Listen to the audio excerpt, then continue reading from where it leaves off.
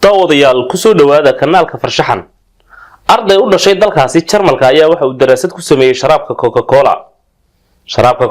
ayaa waxa loo qaybiyaa laba qaybood oo waaweyn oo loo kala yaqaano sharaabka loo yaqaano Coca-Cola iyo sharaabka loo yaqaano Coca-Cola Zero wadamada quality control-kooda ama tayada wax baadhiseed ee dawladdu ay sareyso ee quality control-koodu sareeyana waxa la geeyaa Coca-Cola Zero wadamada quality control-koodu hooseeyana waxa la keenaa Coca-Cola kaliya